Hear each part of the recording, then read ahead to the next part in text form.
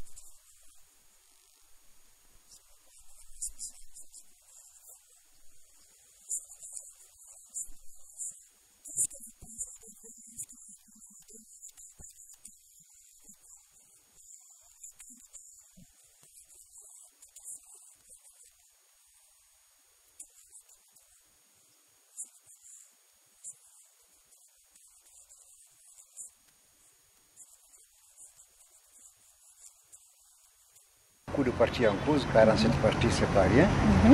Et ensuite parce que en général dans ces types d'opérations, les gens sont entraînés par la passion.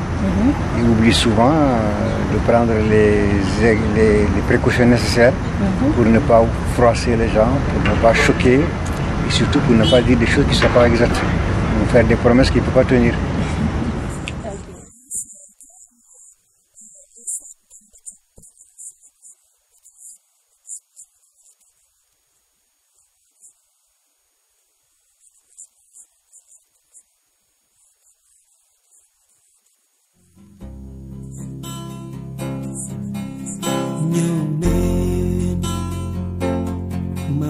Bonjour monsieur, vous allez bien?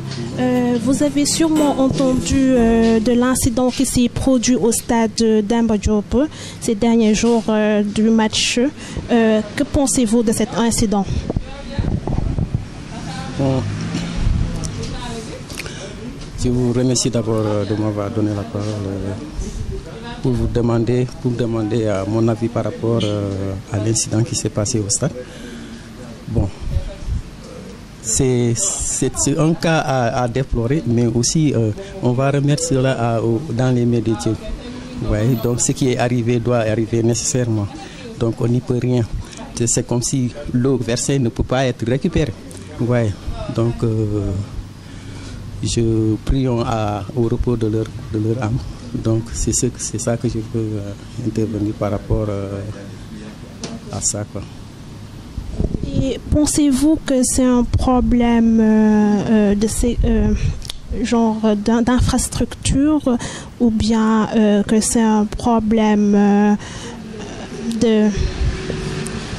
Est-ce que pensez-vous que c'est un problème? Quelle est la source du problème au fait de cet incident? Donc je ne maîtrise pas trop ce qui concerne peut-être le stade est mal fait. Bon. Et aussi, comme je vous ai dit, donc ce qui devait arriver doit arriver nécessairement. Donc il y avait une bousculade, vous voyez, bon, les gens se sont refusés d'un côté, vous voyez, et ce qui a donné naissance à cet incident. Donc ça va nous servir de leçon et nos gouvernants vont améliorer comment faire pour éviter ces genres de problèmes. Et aussi, quand il y aura des manifestations comme des fêtes de football ou bien d'autres, ils vont augmenter la sécurité. Tout simplement, c'est la sécurité qui peut régler tout ce problème.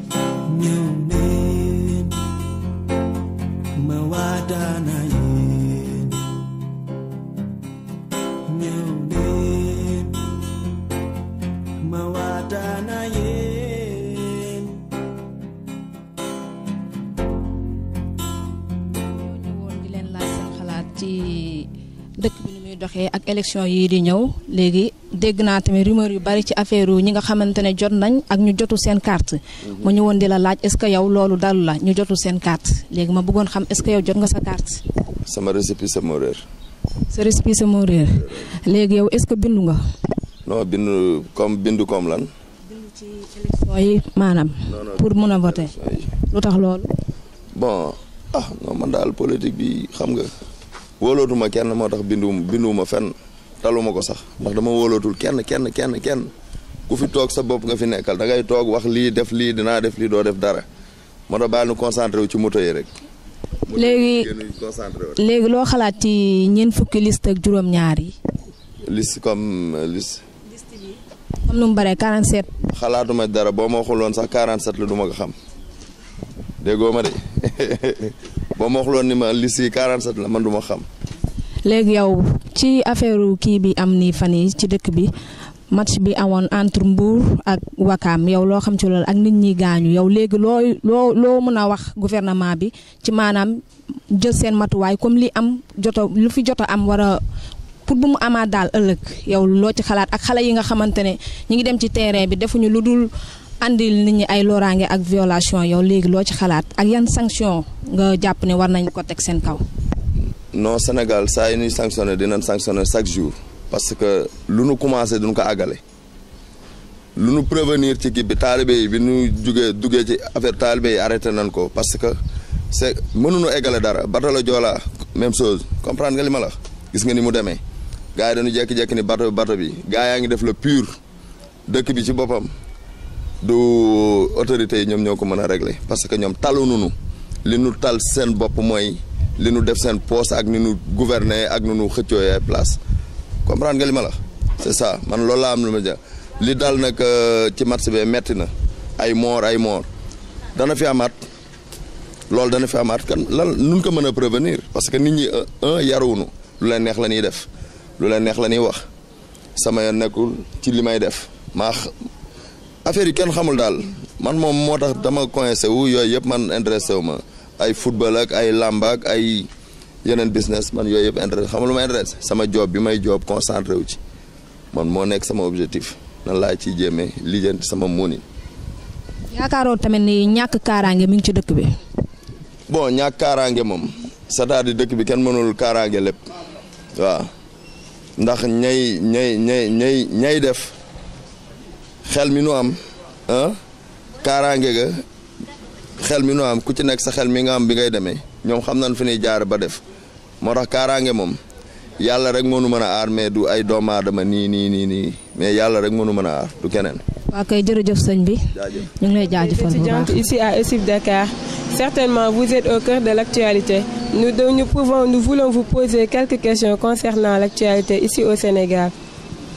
Et je veux dire, vous êtes au cœur de ce qui s'est passé le week-end passé au stade Demba Diop sur le match qui opposait l'US Ouakam et Union Sportive de Mbour. Qu'en pensez-vous de ces actualités? C'est de l'indiscipline. Non. C'est toujours de l'indiscipline. Toujours c'est de l'indiscipline.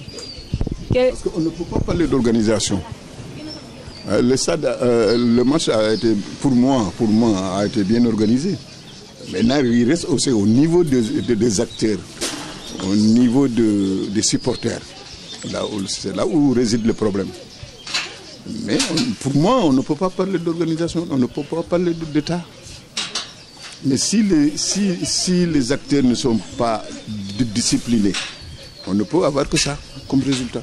Que conseillerez-vous à l'État ou aux forces de l'ordre lorsqu'il s'agit de prendre des décisions des sanctions contraignantes concernant ces violences. Ah, mais maintenant, il faudrait que la loi s'applique. C'est tout ce qu'on peut demander. Qu'on applique la loi. Et quant à l'État, l'État ne peut pas éduquer. L'éducation, c'est à partir de la maison. Hein? C'est là-bas où on éduque. Même l'école, votre école ne peut pas vous éduquer. Vous venez à l'école avec votre éducation, bonne ou mauvaise. Hein? Mais c'est ça. Mais ce qu'on reproche à l'État, pour moi, c'est pas fondé. Une dernière question, monsieur. Vous êtes au courant des 47 listes prévues pour la campagne des élections législatives qui auront lieu le 30 juillet prochain. Que pensez-vous des 30 listes? Chacun jouera sa chance. Chacun jouera sa chance, c'est ce que je pense. Ah. Pensez-vous que ce n'est pas trop d'avoir 47 listes? Nous sommes combien d'habitants? Nous sommes 14 millions d'habitants. Mais c'est bon. L'essentiel, que ça se passe bien. Mais la plupart des citoyens ne sont pas encore reçus leur carte d'identité. À qui la faute? Aux citoyens ou à l'État? Aux citoyens et à l'État. Il faut aller voir le stock de cartes d'identité qui reste là-bas, nous retirer. Hein? Ça, c'est la faute à qui? Ça, c'est la faute aux citoyens. L'État a établi. Il faut aller récupérer maintenant. Si on ne trouve plus maintenant des cartes d'identité et qu'il y ait encore de manquants, c'est en ce moment-là qu'on peut reprocher à l'État. Mais autant que le stock n'est pas épuisé, on ne peut rien dire.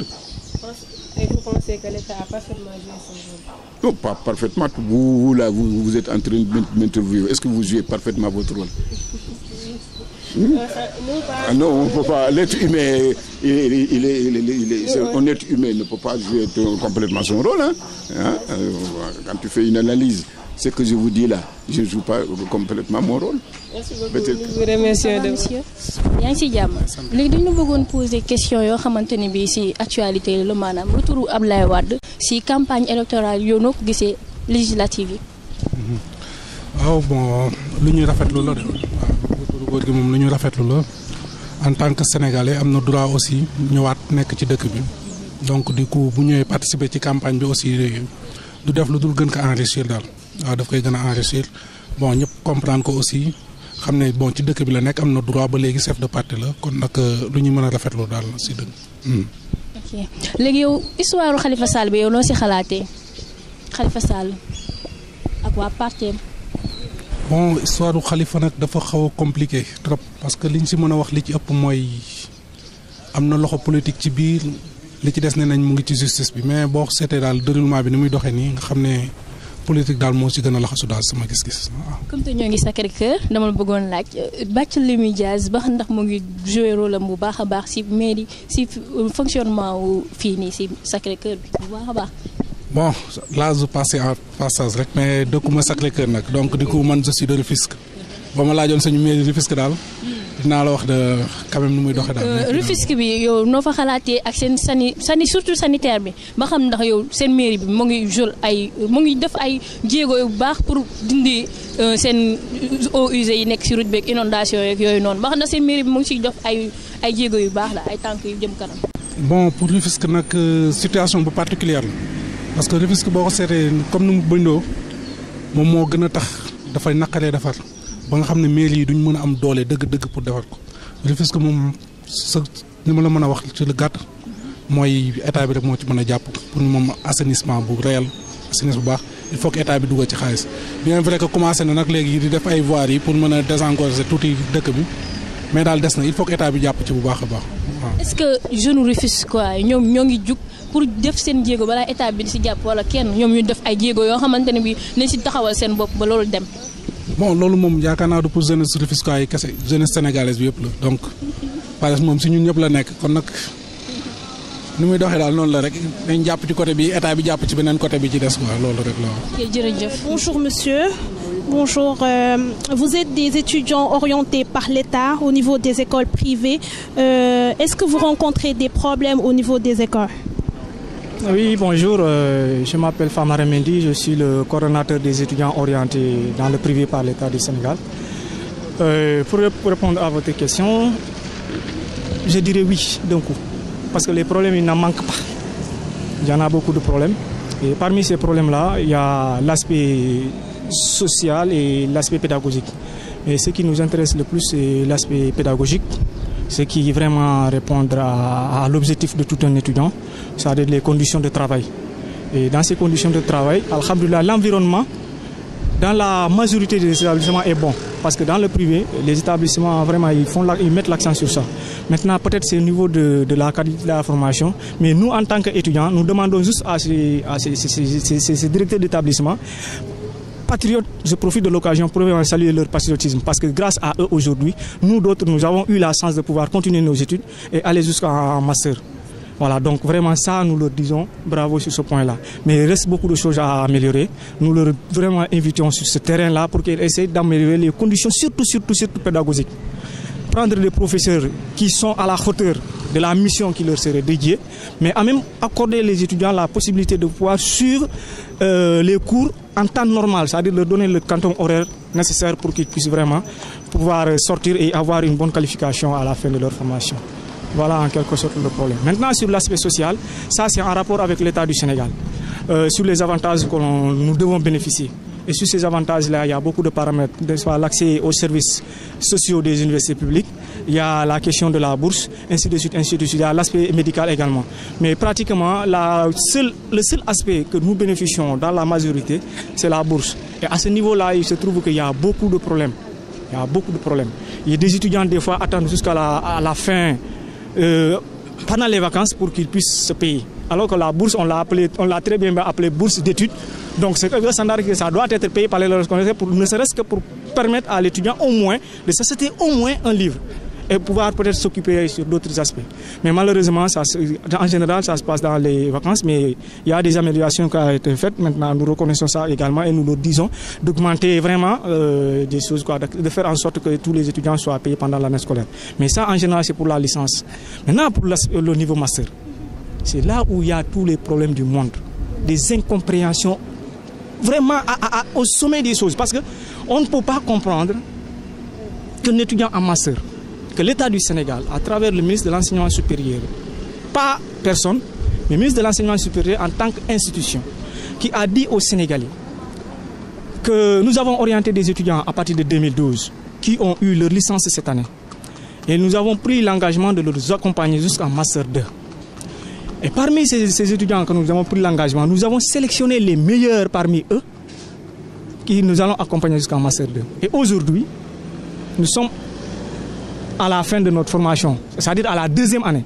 Et figurez-vous que personne, parmi ces étudiants-là qui sont orientés, que le ministre de l'Enseignement du Sénégal a dit au Sénégalais que ce sont les meilleurs, qu'il a orientés en master et qu'il se permet de ne pas leur accorder le minimum, la bourse, pendant 2 ans. C'est pourquoi d'ailleurs on a cette conférence de presse là aujourd'hui. Et on est sur le chemin pour peut-être voir d'autres médias pour que vraiment que l'on dénonce cela. Parce que nous ne pouvons plus accepter ça. Pas parce que nous ne voulons pas l'accepter, mais c'est inadmissible pour un État qui se respecte. Parce que le développement ou l'émergence que l'on nous parle dans ce pays-là, et la finalité c'est le développement. Et le développement de tout un État repose sur l'éducation. Et je pose la question à nos gouvernements de ne me donner un seul pays qui est développé, qui n'a pas réussi d'abord à stabiliser ou bien à mettre de l'ordre sur la question de l'éducation.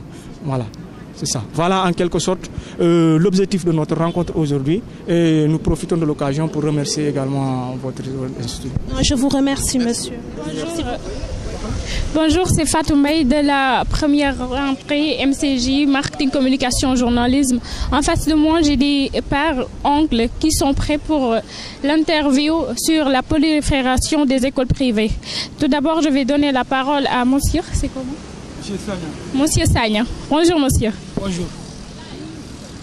Il y a une prolifération effective des écoles privées à Dakar et au Sénégal généralement.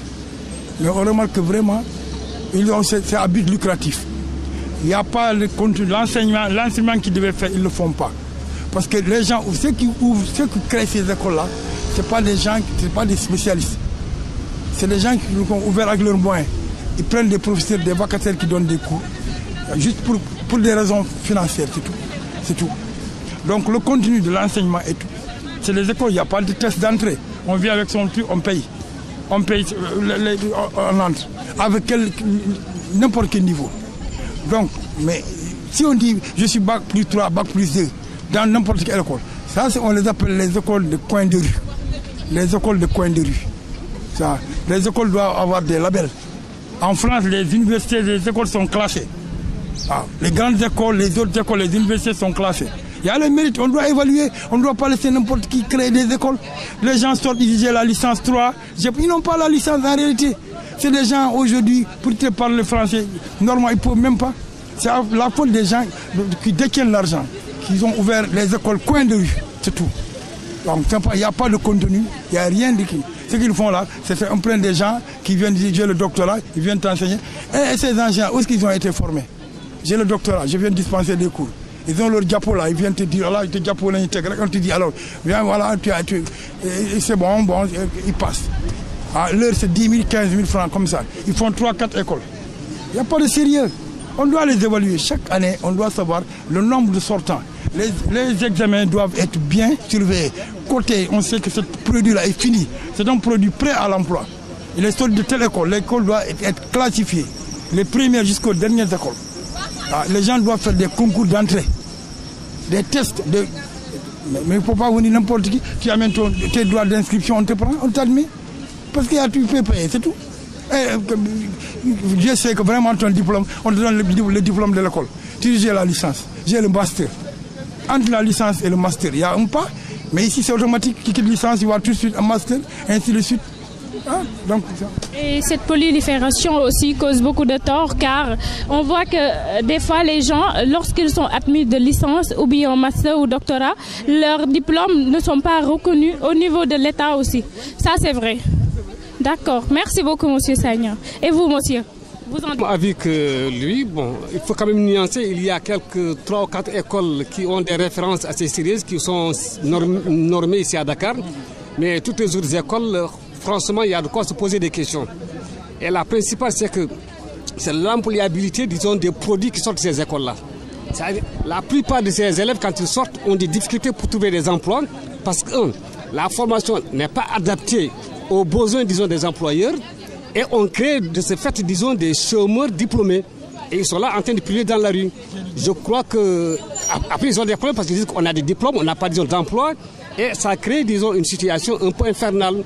Je pense que le ministère de l'enseignement supérieur devrait quand même, un temps soit peu normer, disons, ces écoles, avoir, disons, mettre en place un certain nombre de procédures pour éviter, disons, de former, en tout cas, des produits qui ne seront pas employables.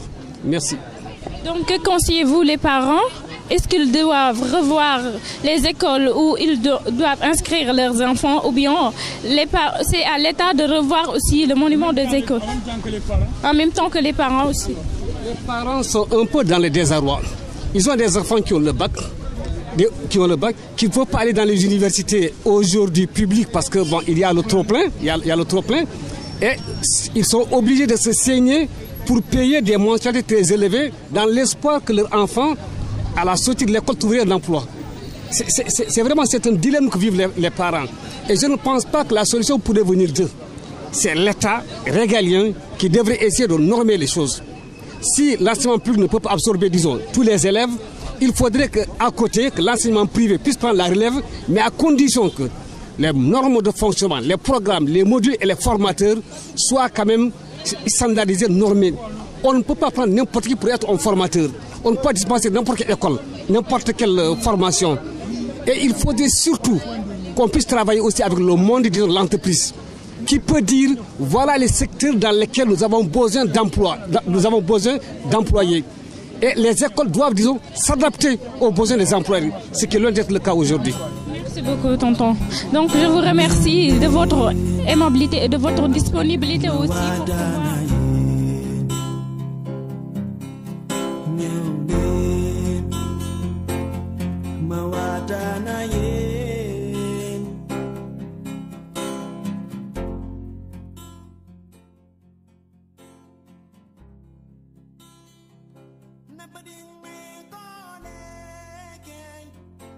Mana yaram na